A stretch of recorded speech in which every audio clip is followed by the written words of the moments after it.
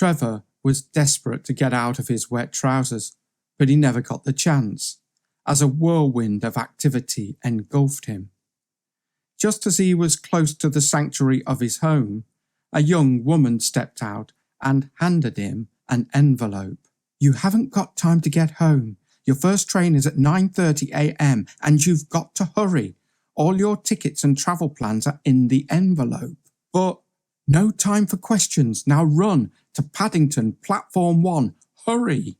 He ran like a madman through the busy streets and made it with seconds to spare. It was standing room only, and nobody wanted to stand next to the man who smelled like he had pissed his pants. Trevor was concocting a plan to solve this urgent and embarrassing problem when he opened the envelope.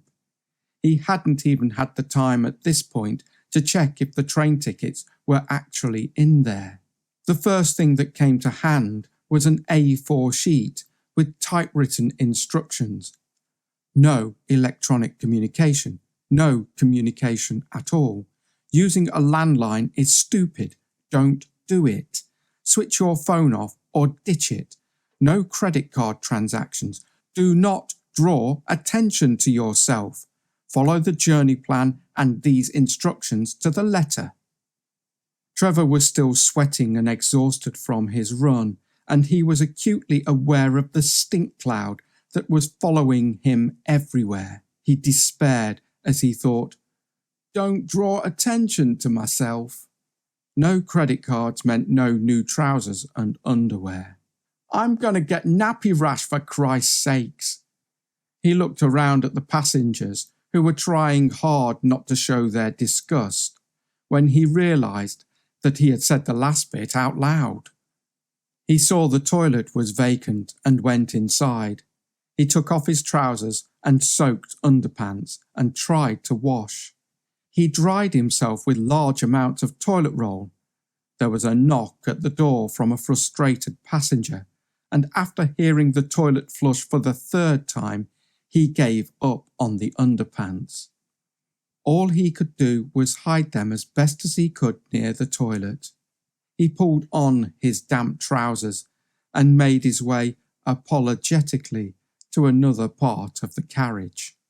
Trevor found a space between the carriages that was still crowded, hoping that at some point surely some of them would get off the train and bugger off somewhere else. Funnily enough, everyone was hoping that Trevor would do the same. He dug around in the envelope and found tickets, all singles, for 6 train journeys. He couldn't use his phone to check, but even within his limited geographical knowledge, he could tell that this was a series of switchbacks until he would reach his final destination in Dingwall in the north of Scotland. This was going to be a very long day. Apart from the personal hygiene issues, a very similar thing happened to Heather, except her train was the 10:47 a.m. from Euston.